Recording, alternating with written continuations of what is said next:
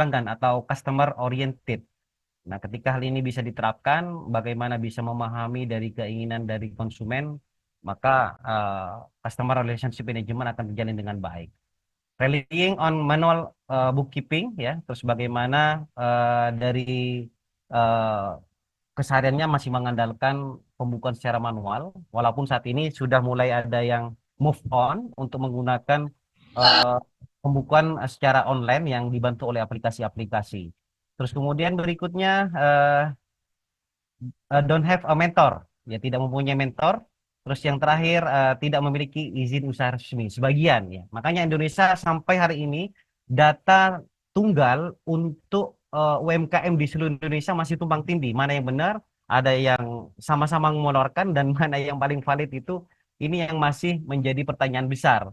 Kalau di data dari BPS ada yang menyebutkan ada 64,2 juta pelaku UMKM termasuk di Sumenep di sini di daerah kampus kita di Unija juga sama kemudian untuk data valid dari pelaku UMKM pun data validnya belum belum bisa diketahui secara pasti. Oleh karena itu eh, eh, kooperatif dari para pelaku industri untuk mendaftarkan kepada data tunggal yang disediakan pemerintah yang sudah dicoba dilakukan di tahun 2023 ini semoga bisa sukses dan semua data UMKM di negara kita bisa terakomodir dengan baik, terarsip dengan baik. Next, ini untuk di era digital bagaimana peluang dari UMKM di era digital, peluang bisnisnya dari financial teknologi atau fintech, cloud hosting, bisnis online, layanan sesuai dengan permintaan atau customer oriented. Ini bisa dimanfaatkan oleh mahasiswa-mahasiswa kita. Bagaimana mereka rekan-rekan mahasiswa bisa membuka usaha fintech atau financial teknologi, bisa nanti belajar bagaimana coding, ya, bagaimana nanti bahasa PHP dan lain sebagainya, sehingga kemudian bisa eh, mengarah kepada UMKM, tetapi fokusnya kepada layanan fintech. Cloud computing, cloud hosting pun juga demikian, bisnis online apalagi yang sudah ada marketplace-nya. Dan dari beberapa indikator ini, mulai dari eh, komponen-komponen ini yang perlu dipenuhi oleh para pelaku UMKM, mulai dari kemampuan pengusahanya, pemimpinnya, bagaimana pembukuannya, dari capitalnya, dari marketingnya, product and innovation, penggunaan teknologi atau use of teknologi, dan manajemen skillnya. Tentunya hal ini tidak serta-merta semuanya harus dilakukan, tetapi akan bertahap, step by step dari seluruh pelaku UMKM. Next, next. Oke, skill standar that must be mastered, ya. Jadi standar keterampilan yang setidaknya harus dimiliki oleh para pelaku UMKM, seperti halnya bagaimana eh, mampu menerapkan pemikiran logis, kritis, ya, systematic and innovative thinking. Innovative thinking in the context of the development or implementation of science and technology. Jadi bagaimana para pelaku usaha ini mampu menerapkan pemikiran yang logis dari kondisi yang ada di sekitar lingkungan usahanya, terus kemudian bagaimana pengembangan dari penerapan teknologi itu bisa membantu dari para pelaku usaha. Terus kemudian mastering teknik, ya, principle and producer knowledge about the use of information technology. Terus kemudian untuk keahlian khusus atau special skill, mampu merancang proses bisnis secara mandiri. Ini menjadi modal utama juga, yang mana dari penguasaan sistem informasi tentunya untuk pembukaannya, bookkeepingnya tadi, bisa mendukung penyediaan informasi berbasis teknologi. Ya, jadi bagaimana manajemen juga pengambilan keputusan pun itu bisa bisa dilakukan dengan baik. Next. Nah, ini bagaimana menyiapkan masa depan dari SMES. Yang pertama, investasi dalam pengembangan keterampilan digital, yang berikutnya menerapkan prototipe, ya, baru, belajar sambil melakukan. Kalau masih menunggu modal, masih menunggu belajar, itu yang biasanya banyak terjadi di mahasiswa kita, kurang pede untuk bisa menerapkan apa yang di awal diketahui untuk bisa langsung terjun ke pasar. Kemudian yang ketiga pendidikan berdasarkan atau education based on international certification and digital skill. Jadi pendidikan berdasarkan sertifikasi internasional dan keterampilan digital. Nah, ini mungkin dari kampus kita ke depannya bisa mempersiapkan hal ini. Sertifikasi bukan hanya saja di wilayah kampus, akan tetapi bagaimana sertifikasi ini juga bisa diakui secara internasional. Tentunya lembaga sertifikasi yang akan dirintis nantinya bisa dipersiapkan untuk sesuai dengan moto dari kampus ya Big Global Entrepreneur with National Character. Ini bisa diberikan bekal kepada mahasiswa-mahasiswa kita untuk sertifikat kompetensinya bisa diakui secara internasional. Kemudian yang keempat, responsive to industry, business and technology development. Jadi bagaimana responsif terhadap perkembangan industri, bisnis dan teknologi. Jadi bagaimana perubahan dinamika pasar, bisnis, ya, perkembangan teknologinya pun seperti apa. Jadi adaptif kepada teknologi pun itu akan dituntut bagi pelaku usaha UMKM di Indonesia. Terus kemudian yang terakhir, based learning human digital skill. Jadi bagaimana pembelajaran berbasis keterampilan digital ya dari bagi semua karyawan atau pelaku dari industri tersebut. Next. Nah, untuk skill masa depan dari UMKM, jadi ke depannya bagaimana bisa memecahkan masalah yang kompleks ya. Tentunya hal ini kemampuan memecahkan permasalahan yang belum diketahui solusinya di dunia nyata biasanya di antara teori dengan implementasi di lapangan terkadang kita dipertemukan kepada kondisi yang tidak pernah dipelajari pada waktu di perkuliahan. Akan tetapi bagi seorang skill bagi seorang pelaku usaha, pelaku UMKM pun kedepannya bisa memecahkan permasalahan tersebut. Terus kemudian dari keterampilan sosial atau social skill, jadi bagaimana kemampuan berkolaborasi, berkoordinasi, bernegosiasi ya, terus kemudian mentoring, membimbing ya, kepekaan dalam memberikan asistensi atau bantuan dan kecerdasan emosional. Terus kemudian keterampilan dalam berproses ya, yang mana hal ini bagi para pelaku usaha juga bisa membuat penilaian dan keputusan dengan mempertimbangkan biaya dan manfaat serta mampu dan mengetahui bagaimana suatu sistem bisa dibuat dan dijalankan.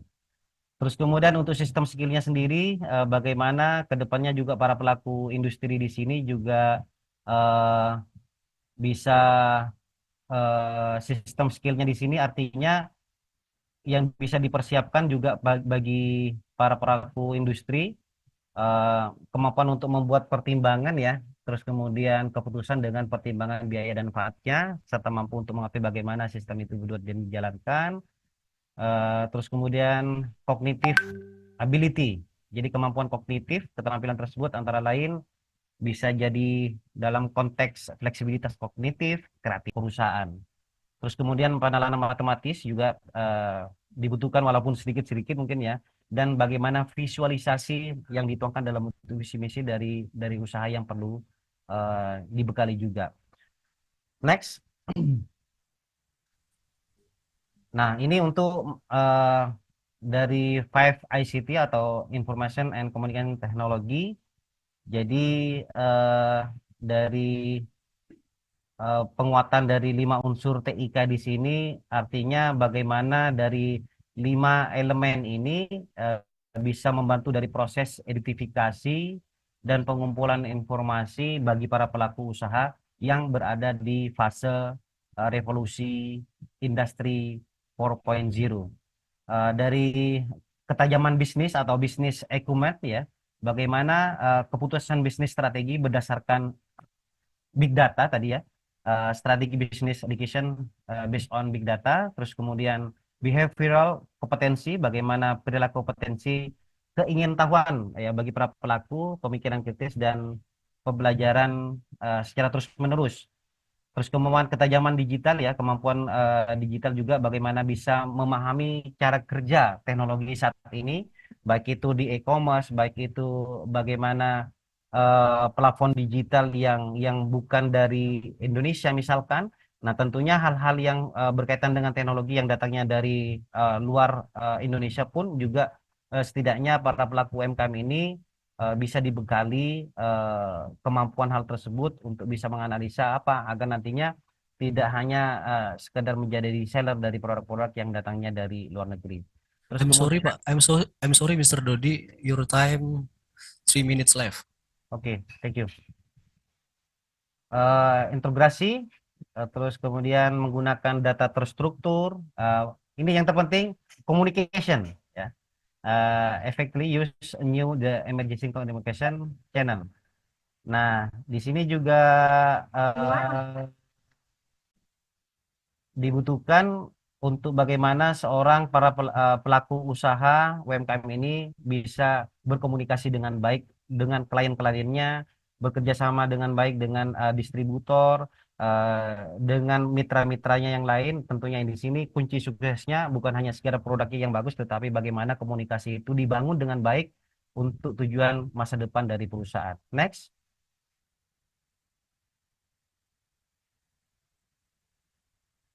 Ini ya perbedaannya saat ini, kompleksitasnya dari perbedaan dari 2015 dengan 2020, bagaimana perbedaan yang terjadi saat ini dari fenomena yang pertama yang perlu dibutuhkan bagaimana pemecahan masalah yang kompleks ya, tetap sama juga pun seperti itu. Yang kedua bisa pindah ke nomor 5 untuk berkoordinasi dengan orang lain.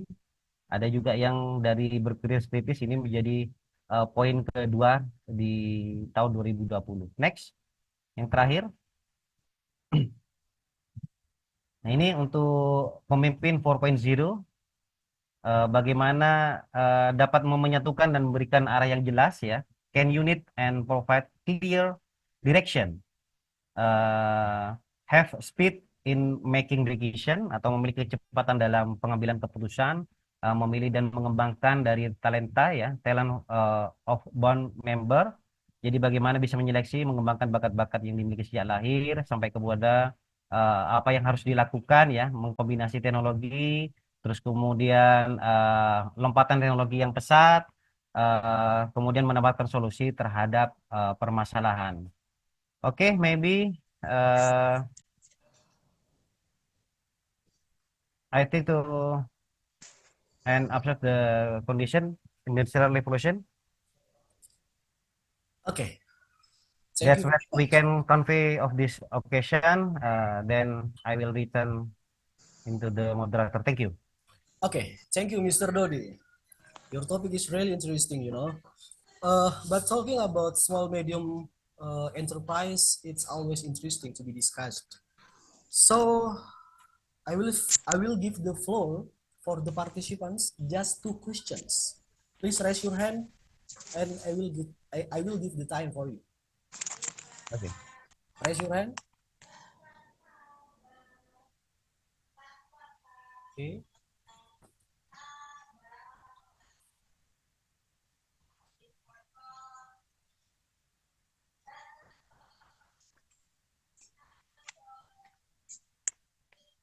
Uh, Mr. Joko Nestri, I see on chat you ask the questions. Maybe you can ask by open mic.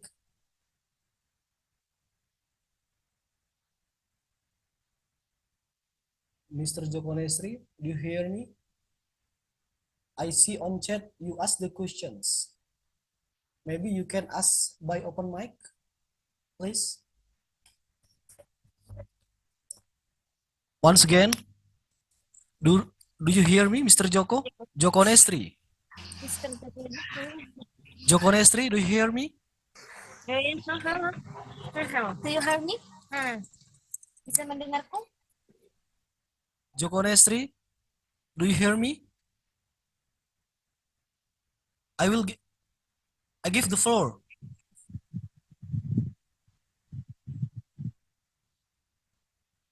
Okay, I couldn't hear your voice. Please mute. Please unmute. Open your mic.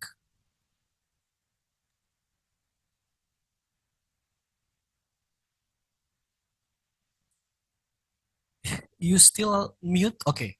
Please. Hello, Okay. hello, Okay, it's hello. clear. Mr. Joko, it's clear.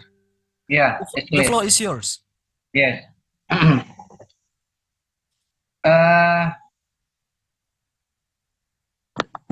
supaya tidak menjadi kesalahan ya kepada presentasi, saya cuma mau menanyakan apa sih yang harus menjadi menjadi tolong utama daripada pengukuran kita atau yang kita siapkan di dalam menghadapi era ke depan ya. Dari sekarang ini kan perpindahan era dari 4 ke 5 ya. Itu apa yang harus kita siapkan di dalam menghadapi sebuah industrial yang serius dengan perekonomian yang tidak menentu seperti ini. Itu aja, Oke. Terima kasih. Okay, thank you very much for your questions. Mr. Dodi, we know that the economic is always change with the technology development. So the question is, what should we prepare to face 5.0 era? Oke, thank you. Please.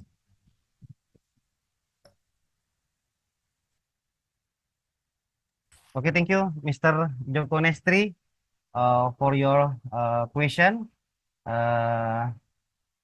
Attention in to preparation phase to 5.0. So I was formulate ya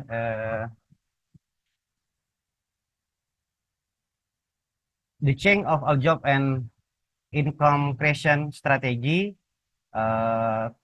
Terus maybe mungkin saat ini ya, jadi saat ini yang perlu dipersiapkan untuk para pelaku usaha di revolusi industri 5.0 seperti halnya klaim yang dijabarkan oleh Shinzo Abe, mantan Perdana Menteri Jepang, memang tidak serta-merta bisa cocok di semua negara. Itu kata kuncinya, poinnya. Jadi mungkin di Jepang saat ini mereka cocok dan mendeklar bahwa mereka saat ini berada di fase revolusi industri 5.0. Ya, tadi yang sempat saya singgung kan saat ini mereka juga mengalami penurunan populasi penduduk dan itu sangat mengerikan. Dan ini kondisi ini, the term condition berbanding terbalik dengan negara kita yang mana populasinya setiap tahun meningkat. Itu kondisinya. Nah, mereka saat ini kan mindsetnya bagaimana dilayani oleh teknologi. Di era society mereka mendeklarnya. Nah, makanya mereka saat ini di Jepang itu eh, mereka lebih dominan bagaimana mereka tetap bekerja dan bekerja ya sampai lupa untuk menikah, Mr. Moderator. Ini sangat sangat memprihatinkan ya, kerja dan kerja. Jadi kalau diterapkan atau diimplementasikan di negara kita ini akan menjadi bumerang juga ya. Eh, Kalau saya rasa saat ini negara kita lebih pasnya lebih fokus kepada bagaimana revolusi industri di eh, 4.0 ya. Kalau memaksakan ikut-ikutan dengan Jepang ya pengangguran akan tambah banyak ya, pengangguran lebih banyak. Terus kemudian para pelaku UMKM pun ketika sudah banyak didominasi oleh teknologi juga susah. Apalagi di layanan kesehatan misalkan di Jepang kan banyak robot yang digunakan untuk bisa melayani gantinya perawat ya. Membayangkan, kita bayangkan nggak ketika ini terjadi di negara kita.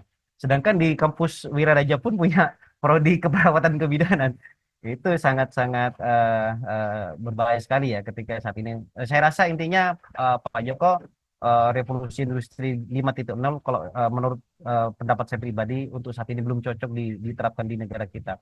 Karena lahirnya revolusi industri 5.0 di Jepang juga didasarkan kepada kondisi penduduknya yang lama yang saat ini mengalami degradasi dari populasi penduduk. Saya rasa seperti itu. Thank you. Oke, thank you. Okay, that's a good answer from you, Mr. Dodi. That's good. So, the second questions,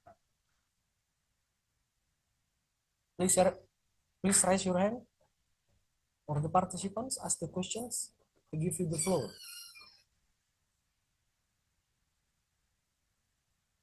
Okay.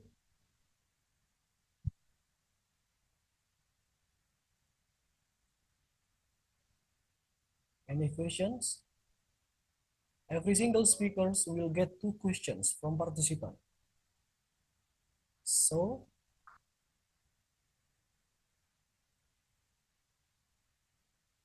any questions?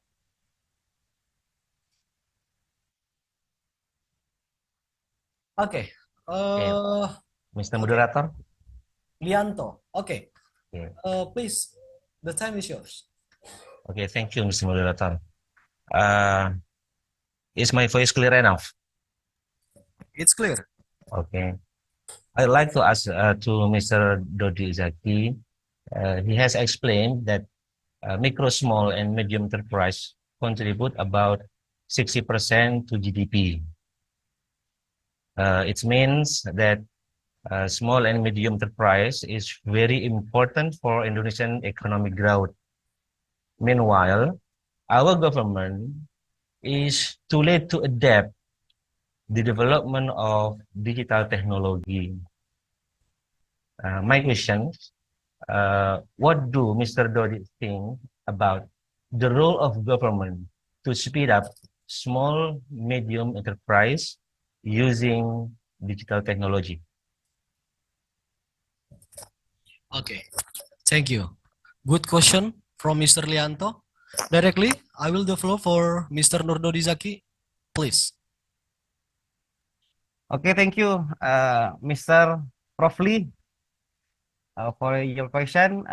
Maybe the government now commitment to providing support to micro, small, and medium enterprise.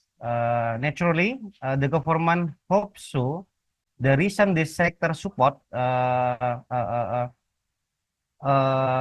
national economy through the contribution of SMEs, which reach 1%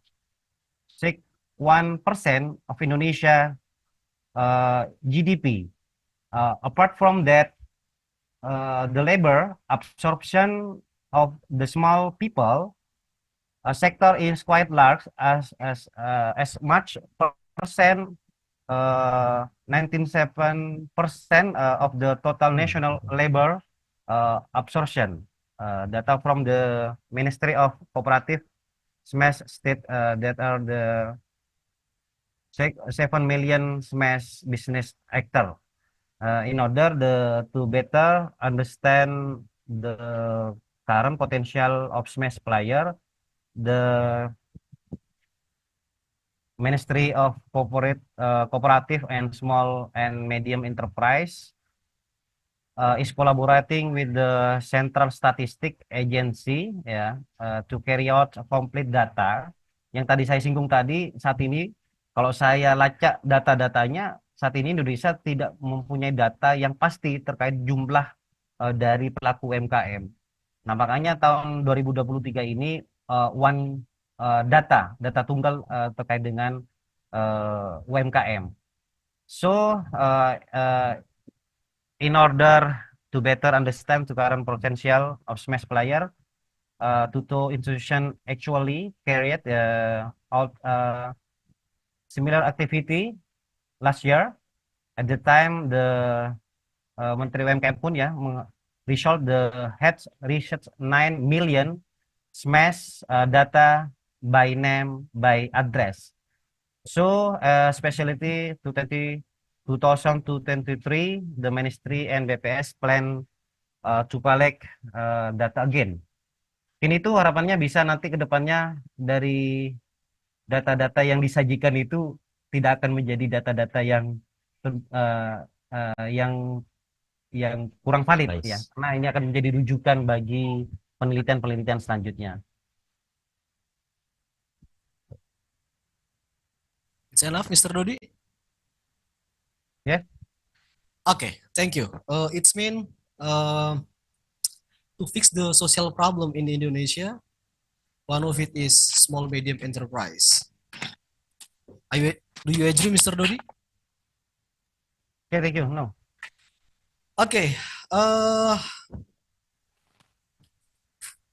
Before we move to the second speakers, I will tell you for the participants, in the end of this seminar, we will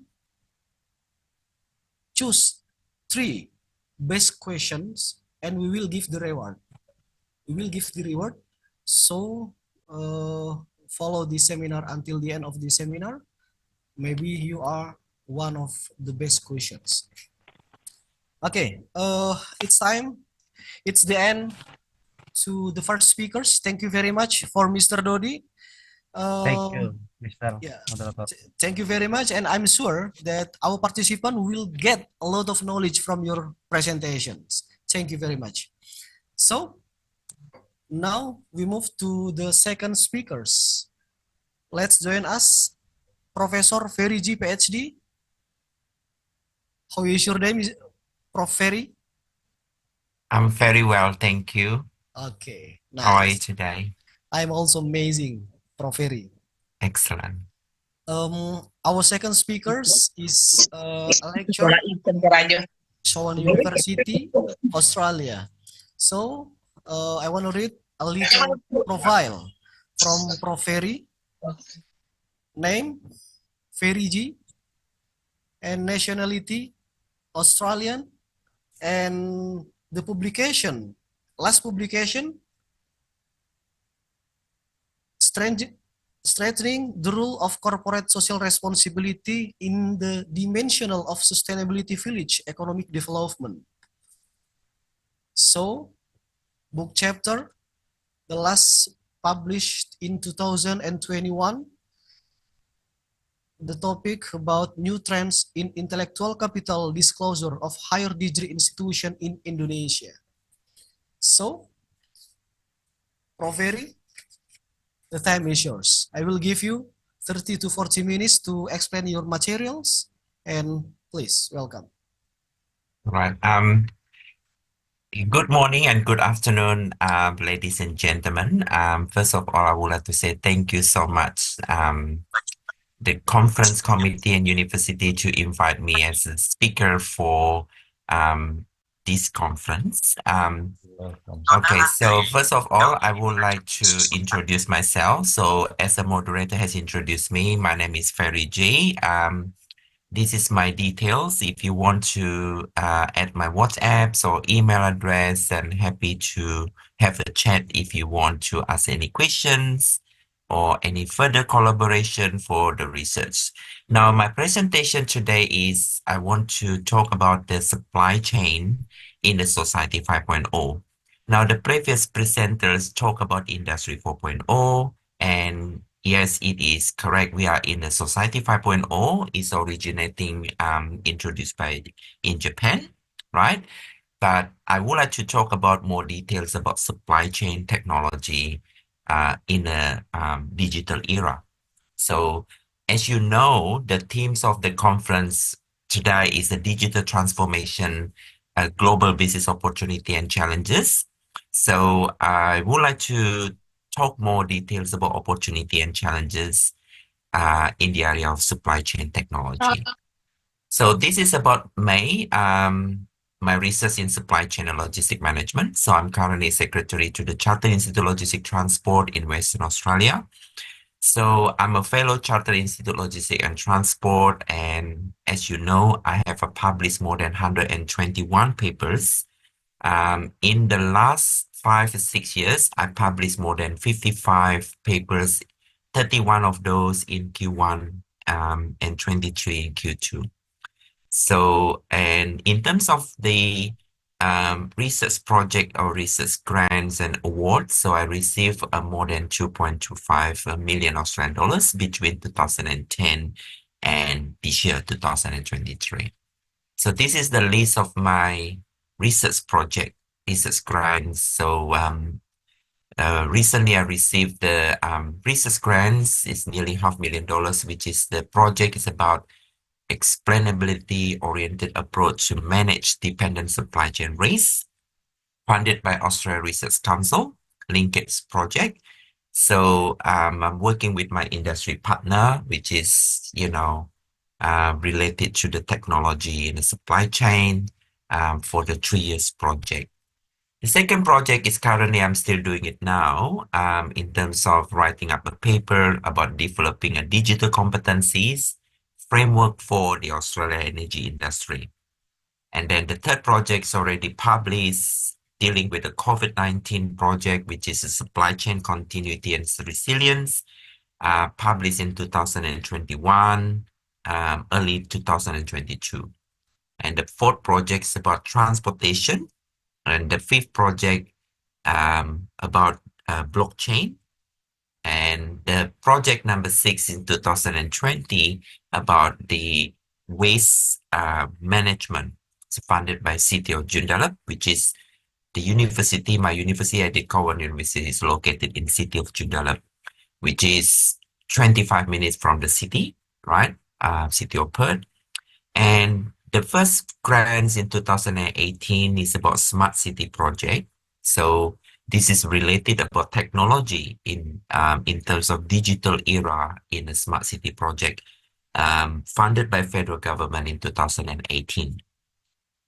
So talking about industry 4, or society 5.0. So I don't want to explain a lot more details, as a previous presenter talked about the history of the evolution in this industry. As you know, the first industrial revolution starting in 1850, right? So start with the craft productions, the steam-based machines, and then the second industrial revolution. This is something we talk about Toyota production system, 19th and 20th century. The first factory, and in transition, the second and third industrial revolution, Japan or Toyota production system introduced lean manufacturing, which is the mass production, and agility concept is already there, right? In between a second and the third industrial revolution. Now, in Industry 4, right? So it's early 2010, right? The smart manufacturing system, cloud manufacturing, cyber physical manufacturing, circular economy manufacturing, when Internet of Things, the artificial intelligence starting in 2010 beyond, robotics, etc. So the big data and IoT cloud was there in 2009 or 2008, right? Before that, 2010. But a lot of research development going on after 2010, even now, in the supply chain big data, or supply chain analytics, and adaptive connected manufacturing system. So what's the difference Industry 4 and Industry 5? And this is what we call Society 5.0. So the difference for Industry 5 is we have the human-centric system, or we call human interactions, in addition to technology advancements. Like you got robotics, but we need to have human-centric system. We need to have resilience as well as sustainability, environment, social, and governance, which is we call ESG. So those is Society 5.0, right? So typically in 2023 in Japan introduced recently, but ideally 2025 beyond, for the fifth industry revolution. So Society 5.0, I just mentioned, is originating in Japan. So, and then what about supply chain? So when is supply chain was born? Supply chain was born in 1990s. So pretty much it's 33 years old for the supply chain. Before, in 1960, all functions, all activities, including warehousing, packaging, purchasing, demand, inventory, transportation, marketing, finance, etc., starting in 1960. So 20 years later, which is the early 1980s, so the integrated logistic was born. So integrated logistic is combination between purchasing, material management, and physical distribution. So from the integrated logistics, then in early 1990s is supply chain management. In 2023 beyond, that we are in a supply chain in society 5.0.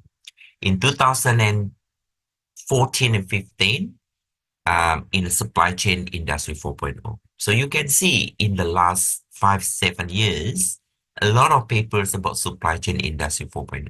There's not nothing new for the research about supply chain 4.0, right? So what is a supply chain? So I think everybody knows in this room, supply chain, we call in Bahasa Indonesia rantai pasok, consists of the flow product and services from raw materials, components, spare part, and final product, wholesaler, distributor, retailers. And supply chain is need to connected by transportation, storage, integrated through information planning and integration activities. Many large organizations are moving away from in-house vertically integrated structure to supply chain management. So here we go. If you look at simple structure of supply chain, if you look at end-to-end supply chain, start from the vendors, suppliers, deliver the raw material using transportation. If you have the warehouse, storage, and from the warehouse or storage to the factory, and then from factory to the warehouse again before it's sent to the retailers or stores before reaching to customers, and using all the transportation, the different kind of transportation such as road, rail, ferry or sea freight or aeroplane and pipeline, the different kind of transportation mode. Now, this is example, what I just giving you example about supply chain. In a cereal company, first thing you can see upstream supply chain for cereal. So you can see here, the first tier supply chain cereal manufacturer, you got flour processor, and the second tier you got farmer, the third tier you got forest and oil company. And then for downstream supply chain for cereal, you got grocery distributor, retail, and a consumer, which is the third tier. So supply chain is not only for the product and services from upstream back to downstream, but also the information and planning from, upstream back to the downstream, and downstream back to the upstream. It depends when the product return, because the quality issues, product return from consumers back to the manufacturer, or maybe the manufacturer need to fix something and then send back to the retailer or send back to the consumers. Supply chain not only for product, what I mentioned before, but also for the service industry, such as a hotel management company. If you look at upstream, first tier in the hotel supply chain, we got mattress supplier, food services, general contractor for the building. And second tier, you got cement contractor, framing. The third tier upstream, you got plumber provider, and etc. Now, for the downstream hotel supply chain, so you got hotel brand. So, Indonesia, you got Mekyu, Grand Satika, and any kind of hotel in Indonesia, for example, hotel brand, and you got second tier, which you got business traveler and a leisure traveler. So this is about supply chain in hotel industry. So not only product and services, but also information and planning. So the supply chain definition, so you'll be able to see that the definition introduced by Supply Chain Council in the United States, Council of Supply Chain Management Professional, or Association for Operation Management. Pretty much is supply chain is the planning and management of all activities involved in sourcing, procurement, conversion, of all logistic management activities, includes coordination with channel partners, suppliers, intermediaries, the third-party providers like logistic companies and customers, right? So can I just share with you one short video about Coles is the largest supermarket in Australia. So we have more than 700 stores in the country. So Coles use technology in order to manage their supply chain, working very closely with the GS1. It's located in Melbourne, Victoria. So GS1 is creating barcoding system, tracking and traceability for product. Coles supermarket, you can see so many thousand and thousand pallets and stock keeping units for Coles supermarket.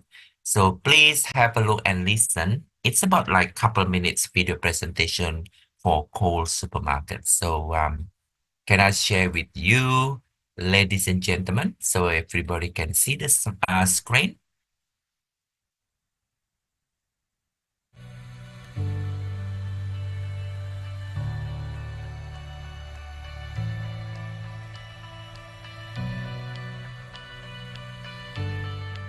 Coles has been part of the Australian retail environment for over 100 years.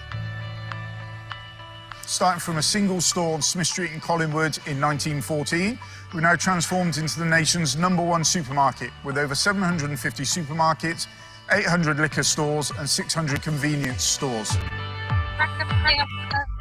With a workforce of over 100,000 nationally, it's quite a big operation, as you can imagine, to move all of these products around the country.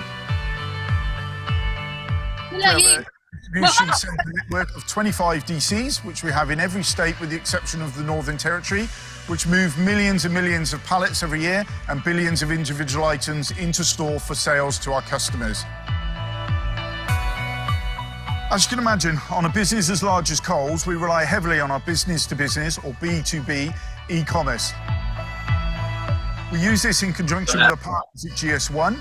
We use a whole bunch of their tools, so our trade identification numbers, so all of the barcoding, etc., that you see, not only on the individual items you'll buy at store, but on the master cartons that move through our DCs on pallets, which allow us to efficiently and easily track everything moving through our system. This has real advantages for us at Coles in the fact that it allows us to utilise such things as the electronic data interface, and in particular the advanced shipping notices, ASNs. The real benefit of this is it allows our suppliers to send through to us in advance of all of the shipments they're sending into our DCs, which once the DC are aware of that and is coming in, allows them for fast and efficient receipt into the DC and further put away. And with millions and millions of cartons and pallets passing through our network every year, the ability to put these to bed quickly into the DC is really, really key. Another great feature from GS1 is their recall tool. It is a really fast and efficient tool that allows us to send an email through the system directly to all the distribution centres at stores and track where every single item that is under a recall notice is in our network, and it can be pulled as quickly as 30 minutes after we've got notification of a recall or withdrawal notice.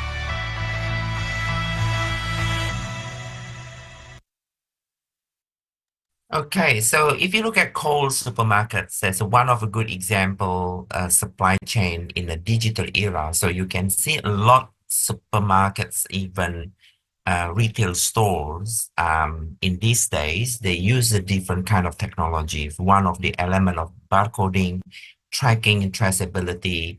And the main purpose of tracking traceability to control and to monitor the inventory. So, for example, what happened in 2020 when the consumer panic buying with the COVID-19 situation, when the lockdown situation, the consumer come to the supermarket and they want to grab a certain product such as hand sanitizers or fresh produce, and it's a problem with the empty shelf.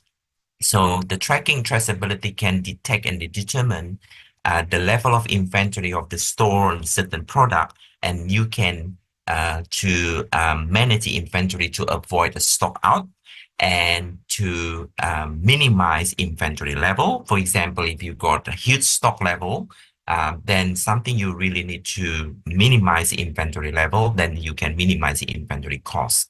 So can we just move back to the slide again? So this is about supply chain technology. I just want to share about conceptual framework. This particular supply chain technology, different kind of element of order processing. So when I just give you a simple process of the order processing, for example, if you go to eBay, or you go to Amazon, if you go to, Tokopedia or different kind of e-commerce marketplaces, everything is online purchasing. You place this order, sales order, so order preparation, and then order transmitted using by phone or maybe by computerization. The order entry, you can check the stock, inventory checking, accuracy, credit checking, payment, billing, transcription, etc. So in the supermarket, for example, retail outlet, they need to do order filling, make sure checking the scheduling for delivery, shipping document preparation. For example, in Australia, very popular people purchasing online in the supermarket. We do have a click and collect for Coles supermarket, for Woolworths and Kmart. They do very popular to do click and collect in certain store where you want to collect your items in a different kind of store location. Or you can do online delivery, for example, and you place an order, you can select a certain schedule for delivery. Of course, you know, these days not free, and certain shop actually, if you purchase more than $100, is a free delivery, for example. And then we have order status reporting, which is tracing and tracking using barcoding system, communicating with customer on order status. This day we use the mobile apps to check your order status, to check the where the product is now. Is it under shipping, or is it in the warehouse? Is that the product is still in the transportation on delivery mode? When is it expected the product will be delivered to your house? This is what we talk about order status reporting. So supply chain, there are three pillars in the information system, in the technology, in the new digital era. The first, we talk about supply chain information system. The first is, what is the OMS? It's ordering management system. So we check the stock of inventory availability, invoicing, product allocation, fulfillment location. This is the ordering management system.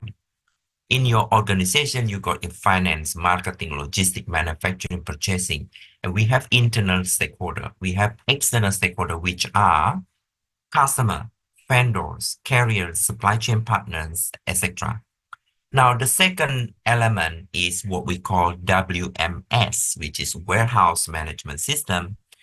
This is something we need to check the stock or inventory level in your warehouse. So Indonesia, very popular. You got so many gudang, right? So many warehouse.